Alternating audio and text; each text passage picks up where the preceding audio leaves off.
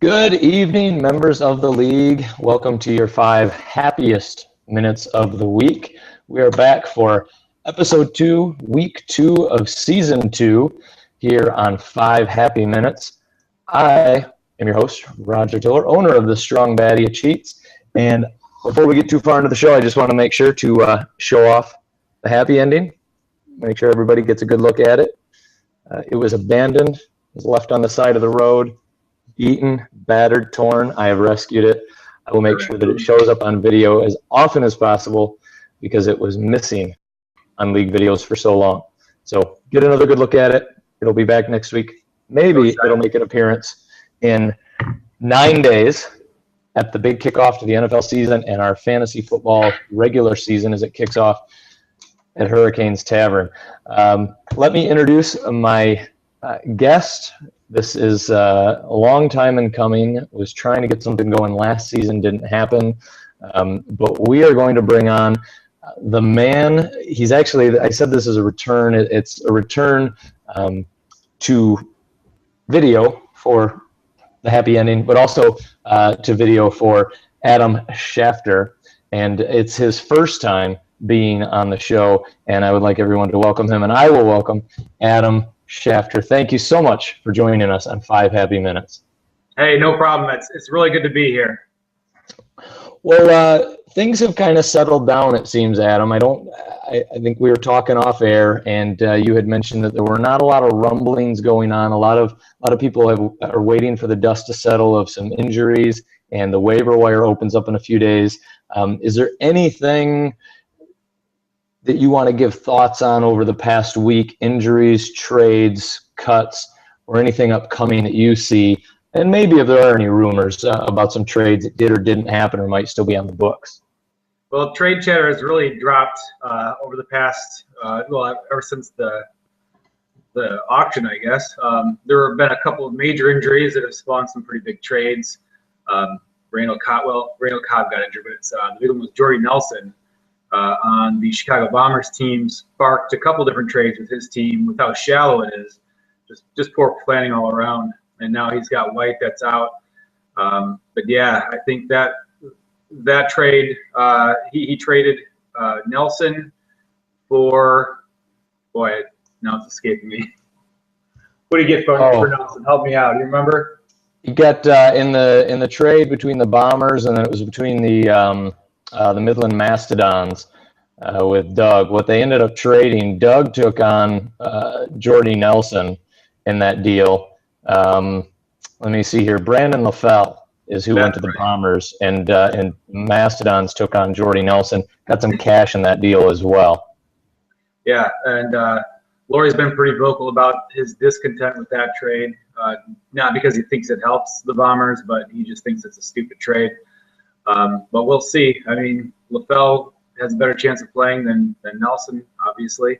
And it also sparked another trade. Marshawn Lynch. He gave Marshawn Lynch to the Alpha Dogs, in return received, he got Brashad Perriman and DeMarco Murray. So, he got 2 serviceable players for one, which did help his team. And right now, just today he dropped Monty Ball, freeing up $17 in cap.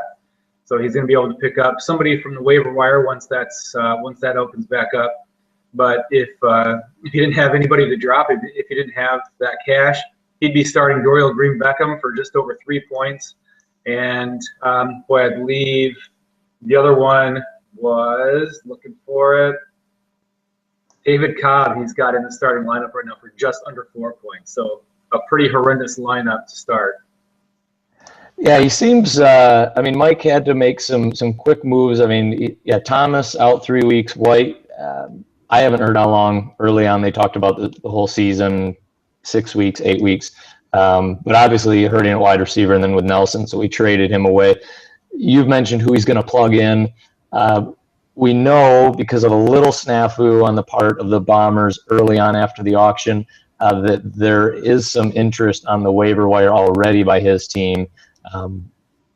Not sure if he's going to go that route. Obviously, injuries have happened since then, So it'll be interesting to see what happens when the waiver wire closes here next week, and some of these players who left the auction remaining as free agents.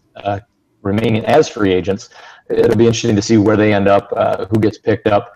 Some of them will be needed right away for the first week of the season, which I'm sure is not the way the Bombers wanted to spend the little bit of cap room they have, which they only freed that up by cutting Monte Ball here in the past day or two. Yeah, you got $17 for cutting him loose. And with all the other injuries, I think there's going to be a lot of other teams looking to pick up serviceable players off the waiver wire. So it'll be interesting to see, because a lot of teams don't have any roster spots left to fill, and a lot of teams don't have much cash left. So it'll be interesting to see how that goes once next Thursday hits, I believe it is.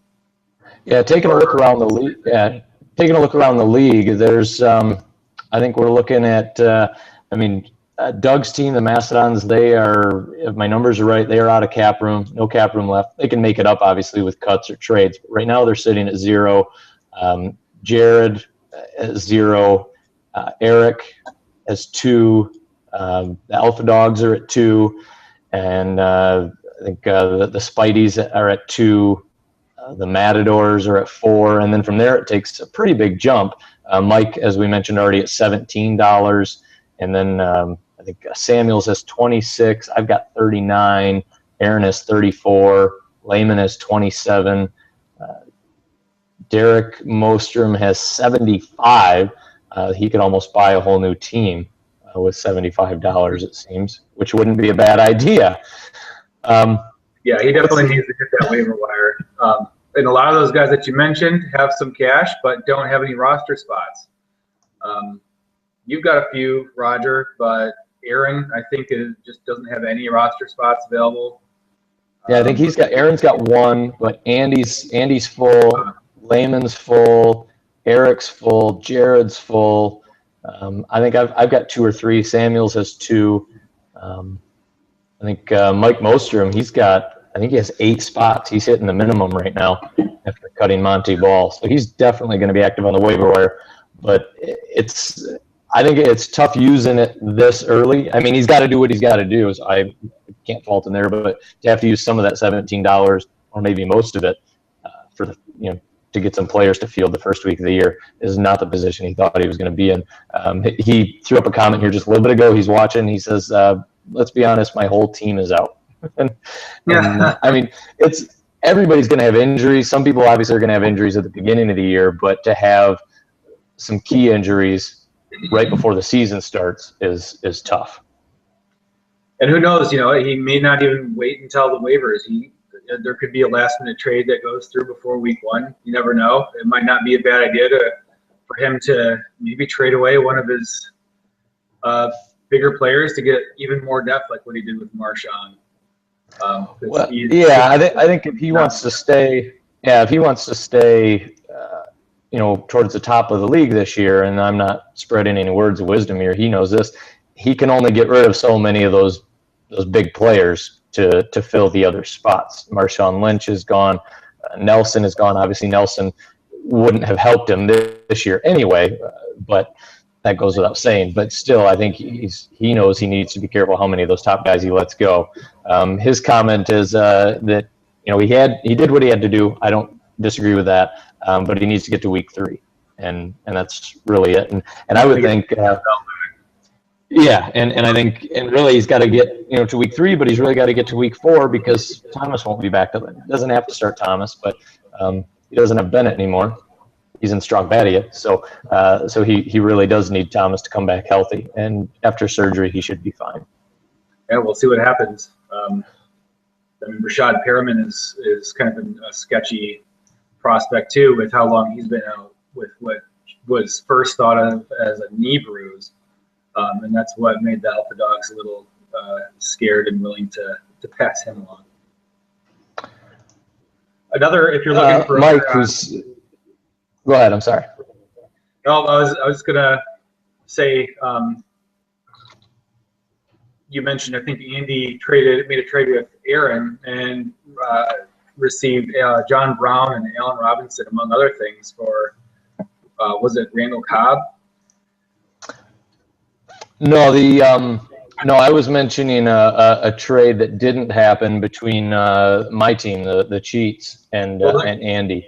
well, Um, that's where I was yeah, it going was. because with Kelvin Benjamin being out, um, yeah, he offered you John Brown and Allen Robinson for Joseph Randall and Kelvin Benjamin, which definitely helps you this year. But there was another element that you'd mentioned that kind of scared you away a little bit, and that was him getting the option to swap draft picks next year for your round 2 draft pick.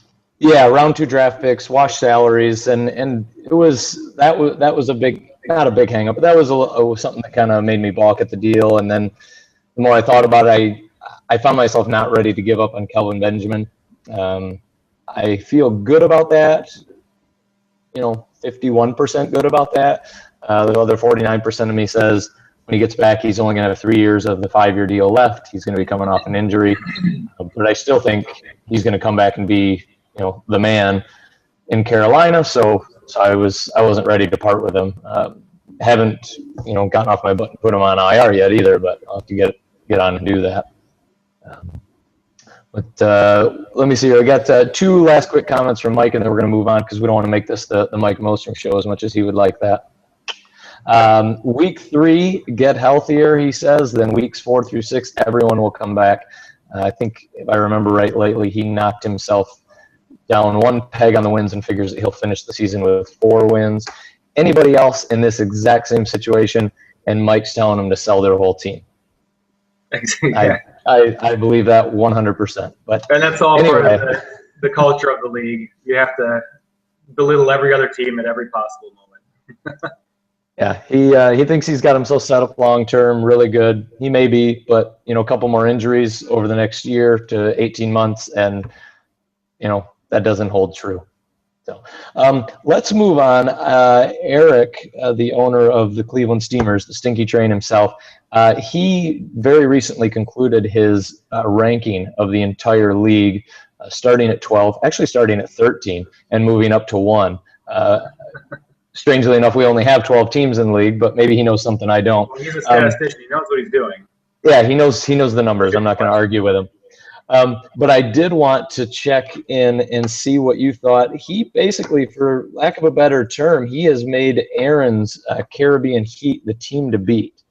Wondering what you feel about that. If there's any, I was surprised to hear the Steamers say that. I think maybe he's putting a little bit of a low prediction out there for his team so that it'll be that little bit more impressive if he does win. But the owner of the Cleveland Steamers is a little superstitious at times. I think he didn't want to jinx himself, which is probably the only reason he didn't put himself first. But looking at the Heat's team, they do have a pretty impressive starting lineup still.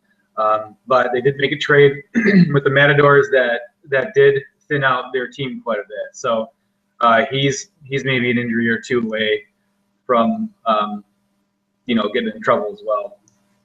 Whereas the Steamers are pretty deep, so they can withstand an injury or 2. They won't be nearly as much trouble as the Heat. But if everything stays as is, if everybody stays healthy, I think the Caribbean Heat are the team to beat. Is the team to beat. Well, the commissioner has weighed in, and he says that he feels Aaron will end up in the top 4, not number 1, which I don't think that's a big revelation. I mean, it still gives him the division, so he's a division winner. But I think it's going to be tight up there with the division winners. I think they'll have fairly close records, so it could be, the difference between the number 1 spot and the number 4 spot could be 1 game.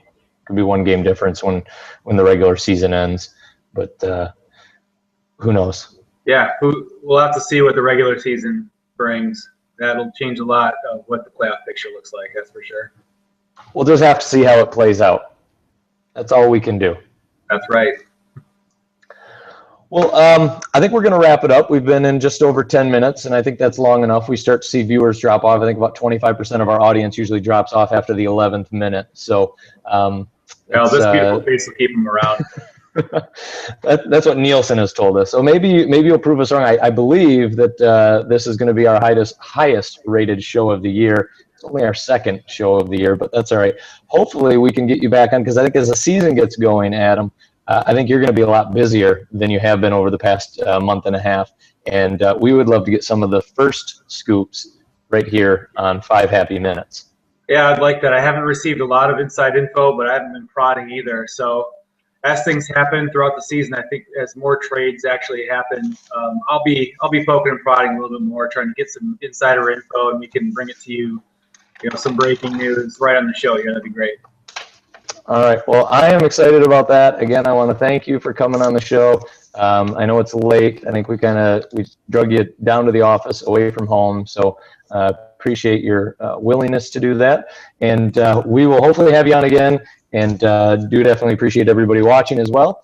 And thank you for the questions and the comments, Mike. I'd like to get more of those from more viewers later. But next week, the show is already getting planned. The finishing touches have yet to be put on, but we will be on again next Tuesday, 9 or 9:30. Sometime as we get into football season, we're going to move the time slot back to 9. I'm not sure if that'll happen next week yet or not, but it'll be our last show before football season officially kicks off on Thursday, the 10th of September. Be having the party at Hurricanes Tavern, and looking forward to some BW3 wings. But anyway, we will have another return next week, so you will want to see the show. You'll want to watch live. If not, you can watch on demand, but it's going to be one you won't want to forget. I can trust you of that, and hopefully we can keep it under wraps until then. But until next time, thank you very much, Adam, and thank you, everybody else. Thanks for having me. Hey, you're welcome. I appreciate your time. We'll see everybody next time. Don't forget, fear the cheat.